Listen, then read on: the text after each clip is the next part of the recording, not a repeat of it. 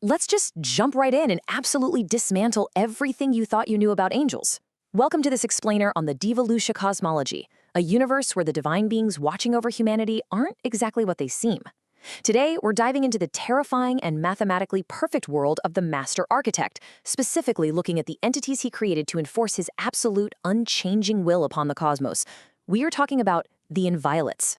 So, the absolutely crucial thing to grasp here is that in this universe, angels are not biological beings. They don't have feelings, they don't have hearts, and they certainly don't have compassion. An inviolate is literal walking architecture. They are constructed out of crystallized law.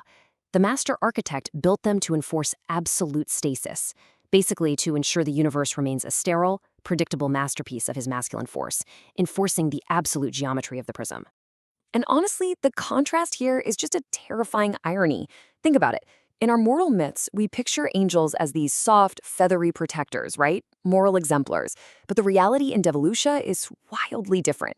Humanity is out there praying for mercy to 15 to 30-foot monuments of pure, crystallized mathematical law. They aren't guardians, they are unforgiving enforcement algorithms. Imagine a being with wings that literally look like the heavy stone ribs of a cathedral vault. That's what we're dealing with.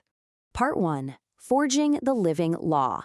Let's start at the macro level and examine the chiseled sentinels who actually govern this sterile laboratory. The sheer, overwhelming scale of these things is just staggering. The highest-ranking angels, known as Inviolates, stand up to 30 feet tall. They are hewn directly from the foundation stones of reality itself, made entirely of white granite and polished silver. And when they unfold their wings, it's not a gentle flutter of feathers. No, it sounds like the heavy, shifting, grinding gears of a giant machine or cathedral buttresses violently snapping into place. There is this line in the ancient texts that just hits the nail on the head. They are not near the door. They are the door. When an arch-inviolate descends from the heavens, it's not a creature taking flight. It is a building asserting legal jurisdiction over the very space you occupy. Reality literally bends around them because they dictate the physical laws of whatever room or landscape they stand in. You don't just slip past them. You either submit entirely to their definition of reality, or you bounce off them like a localized paradox. To manage this massive cosmic prison, the architect carved out 14 elite administrators for the prison. And keep in mind, these aren't domains of healing or love. These are chillingly clinical jurisdictions designed specifically to eradicate deviation. You've got Lucerin, who oversees the absolute containment of the abyss. Oracle, whose literal job is to seal away forbidden insight. Because, as we know, knowledge dissolves obedience. And Metragon, who maintains impenetrable geometric perimeters. All of them possess these severe, chiseled faces that are entirely devoid of emotion. Section 2. The Silver Tether. So the Master Architect runs into a bit of a problem. He knew that 30-foot stone sentinels couldn't really police the microscopic volatility of the human heart. He had to scale his control down, way, way down. Get ready for some serious scale whiplash. To control humanity's unpredictable generative capacity, On designed what's known as the Soul Inviolate. It's an inch-high wisp of silver light. It's this tiny, hollow-eyed microscopic guardian that gets hammered directly into a newborn baby's brow. It acts as a permanent spiritual lock on your very essence, ensuring you are nothing more than a static asset on his cosmic ledger. This pipeline of control is built in 3 distinct steps. Step 1 is the blessing. That's the ritual where the microscopic soul inviolate actually attaches the silver tether to the infant. Step 2 acts as a firewall. Its purpose is to block out the chaotic intuition of the mother's feminine flow, guaranteeing the human stays perfectly predictable and rigid. And finally, step 3 is the harvest. Upon death, this tether guarantees that the uncorrupted soul is delivered directly into the radiant bliss, the true heaven of the eternal sanctuary. All right, section 3, the severed law. But what exactly happens when the Master Architect's flawless, rigid system crashes headfirst into the chaotic, emotional witchcraft of the mother's flow?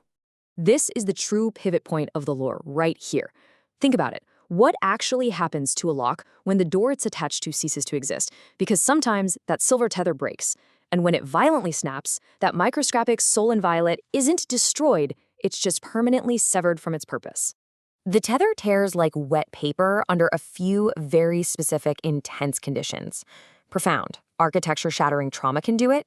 exposure to the raw witchcraft of the uncontained feminine flow, transformation by curse or blood, or even a soul's absolute willful refusal to enter the eternal sanctuary at the moment of death. When any of these happen, the once perfect angelic function is permanently orphaned. It's completely deprived of the human asset it was built to deliver. And that catastrophic failure gives birth to the wanderer Inviolate. It can't return to heaven empty-handed, and it certainly can't descend to the abyss because it wasn't built for that jurisdiction. So it becomes a wanderer. It is fractured law without an object, endlessly drifting through the shadows, haunting the thresholds of reality in a desperate, frantic search for a coordinate it can no longer legally claim. Which brings us to Section 4, 3 States of Grief. Left entirely without a purpose, this orphaned algorithm of law begins a deeply agonizing evolution.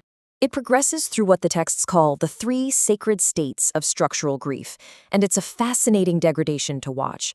For decades, it exists as the solitary one, paralyzed in absolute isolation, literally orbiting the empty space where its human host used to be.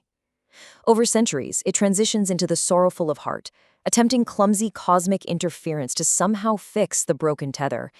And finally, over eons, it evolves into the wise in mind. It totally stops trying to fix the law.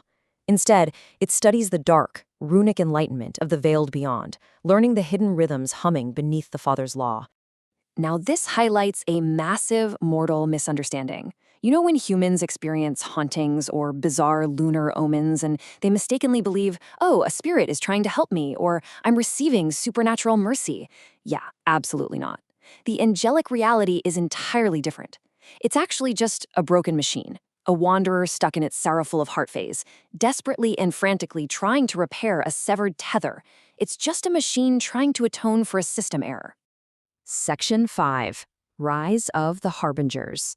Eventually, a wanderer has to make a final apocalyptic choice. It has to choose between the peace of total dissolution, fading away into nothingness, or making a terrifying return. If a wanderer refuses the peace of oblivion, it might seek out the stasis rune. This is a hidden, incredibly ancient configuration beneath the garden. If an orphaned angel touches this forbidden mark, it violently re-architects itself. It utterly rejects the master architect's law and mutates into a nightmare of independent divinity.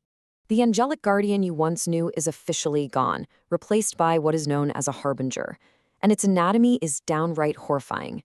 It replaces that pristine white granite and silver with solidified black metal and fused unyielding bone. Its beautiful cathedral wings become shattered tombstone-like structures. And its eyes, which used to be hollow and clinical, now burn with an eternity of want. It completely transforms into a terrifying predator fueled entirely by obsession. This horrific transformation reveals the ultimate, glaring failure of the master architect's design. By sacrificing their architectural site for the forbidden vision of the veiled beyond, harbingers become obsession made manifest. They start devouring human souls, not to deliver them to the ledger, but as fuel to build their own twisted, independent divinity. It proves that a perfectly rigid system that completely refuses to allow change will inevitably breed its own apocalyptic destroyers. Which leaves us with this chilling final realization. When the perfect enforcers of law become the very architects of its collapse, can the cosmic rot of Ragnarok ever truly be stopped?